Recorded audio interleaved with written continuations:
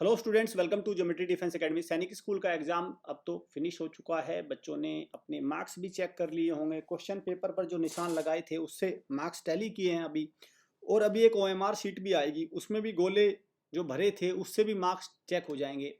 तो मैं यहाँ पर एक वो सेशन लेकर आया हूँ जिसमें वो 5 रीजन मैं आपके सामने लेके आया हूँ, जिससे जो कट ऑफ है, कट ऑफ का मतलब वो नंबर जिससे सरकारी सैनिक स्कूल में सीट मिल जाएगी, वो कट ऑफ धड़ाम से नीचे आएगी।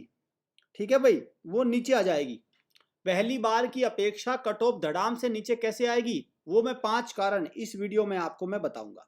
क्लियर? और चैनल को सब्सक्राइब कर लो, बेल आइकन पे क्लिक कर लो, सो दैट आपको प्रॉपर इंफॉर्मेशन मिलती रहे। क्योंकि अभी ये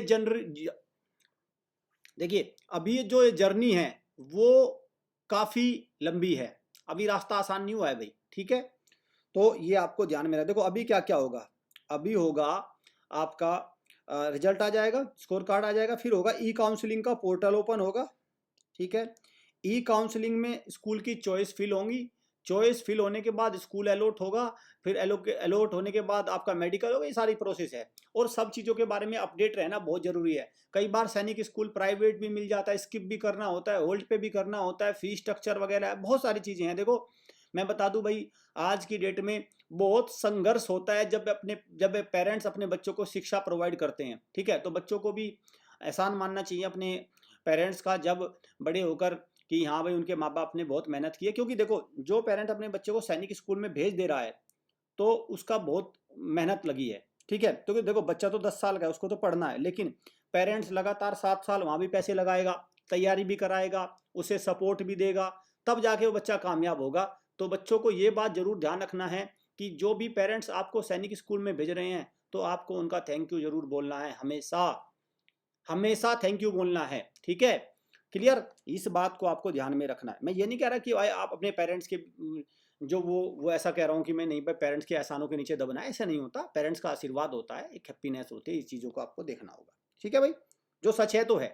ठीक, आप ये सोचिए ना, अगर आपने उन्होंने मेहनत नहीं की होती, उन्होंने कह दिया होता कि हमें तैयारी नहीं करानी, तो आप कहाँ पहुँच जाते? कहीं भी नहीं।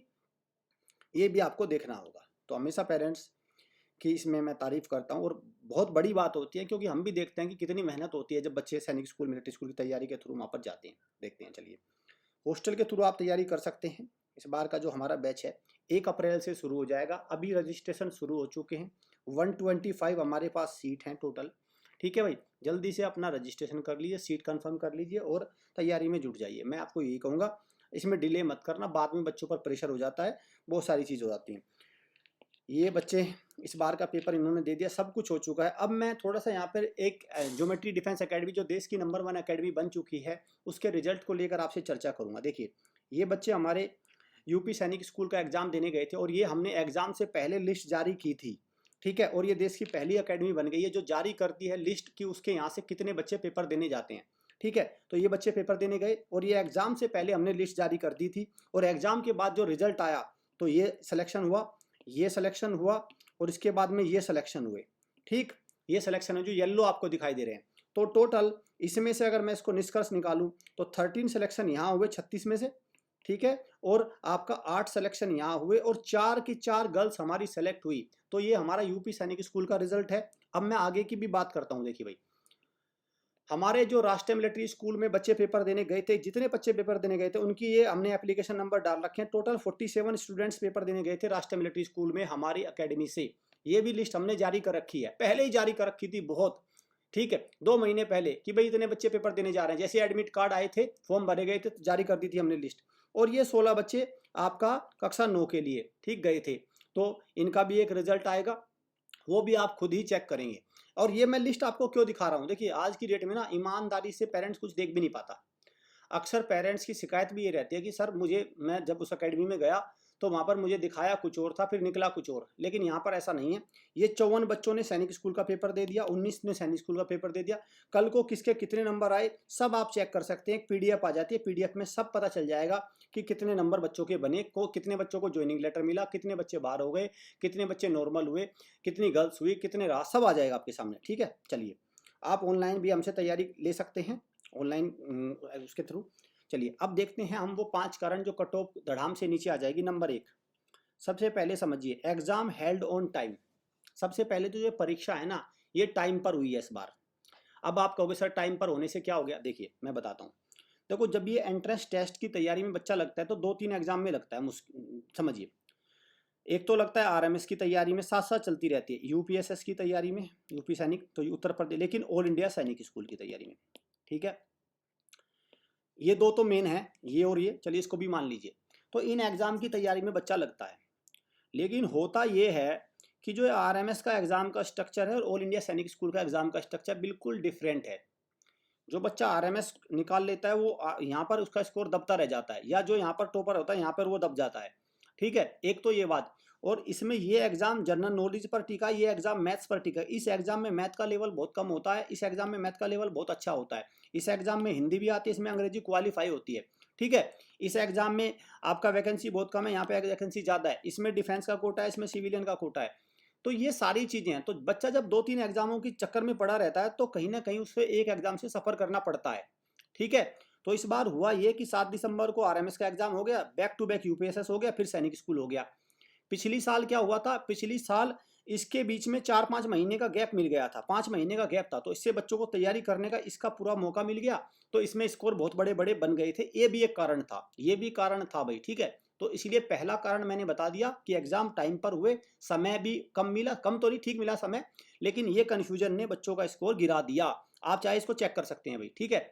लेवल ऑफ पेपर, भाई एग्जाम का लेवल जो है बहुत अच्छा आया इस बार, ठीक है। एक तो उसमें कोई मिस्टेक्स नहीं आई, पहली बात। जो क्वेश्चंस थे वो स्टैंडर्ड थे, ना मुश्किल थे लेकिन ट्रिकी क्वेश्चंस थे। जैसे जनरल नॉलेज बहुत शानदार आई, अंग्रेजी भी बहुत शानदार आई। कक्षा 6 और कक्षा 9 में यही दोनों में सेम बातें बता रहा हूँ भाई मैं, ठीक है। तो वो भी बात हुई, ठीक। और मैथ तो अच्छा आया ही है, मैथ जो पूरा पेपर टिका कक्षा 6 और कक्षा 9 में दोनों में अच्छा मैथ आया, तो ये एक कारण हो गया। तीसरा, पेपर लीक।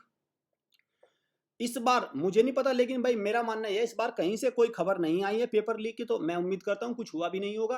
तो पेपर लीक पहली बार तो सब जगह आपको पता ही है पेपर बट गया था, तो ये भी एक कारण बनेगा देखना कि इस बार ये जो पेपर है इसकी जो मार्क्स है वो कट ऑफ है वो नीचे आने की पूरी संभावना है। देखिए अगर पेपर लीक करने के मामले से 300 बच्चों ने भी पेपर लीक कर लिया तो इसमें टोटली वैकेंसी 3000 है भाई, तो बड़ी इंपॉर्टेंट हो जाती है चीज़ भी। तो पेपर लीक का केसेस भी इस बार सामने नहीं आ रहा है।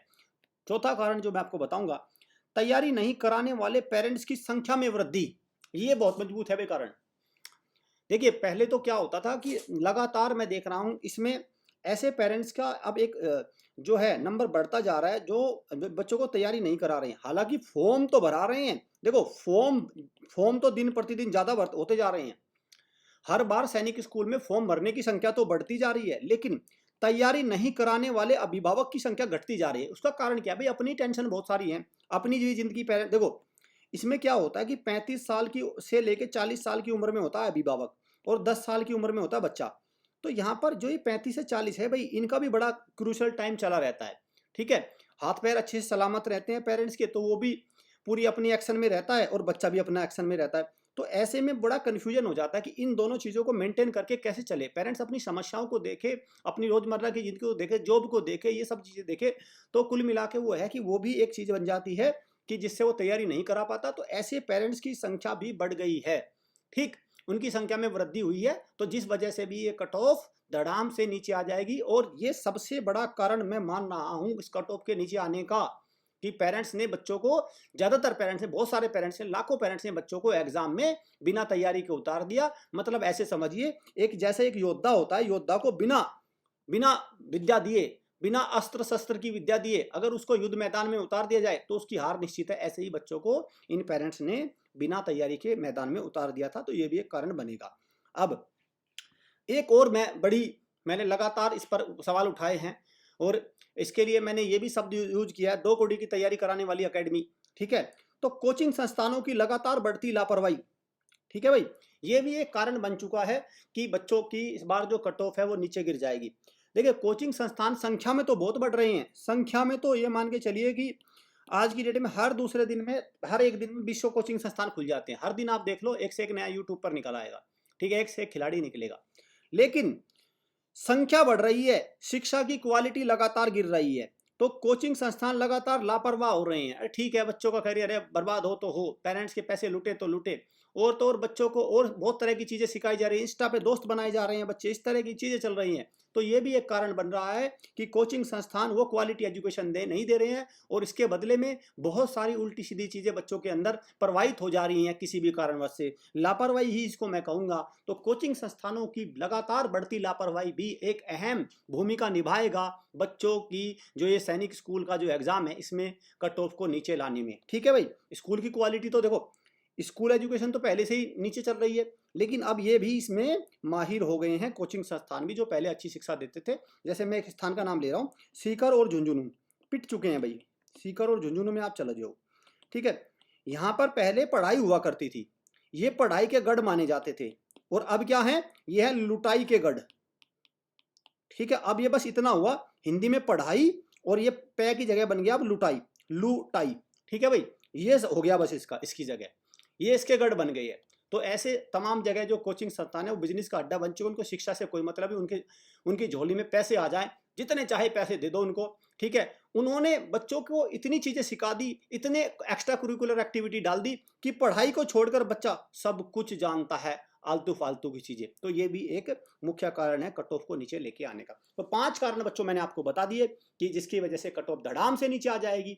ठीक है, और ये सब चीज़ें हैं, और जैसे यहाँ ऑफिशियल कट ऑफ आई वो भी दूंगा मैं आपको। और चैनल को फिर से बता रहा हूँ मैं, सब्सक्राइब कर लो, बेल आइकन पे क्लिक कर लो, सो दैट मैं इन्फॉर्मेशन आपको प्रोवाइड होती रहे, वो आपका उनको नोटिफिकेशन आपको मिल जाए प्रॉपर।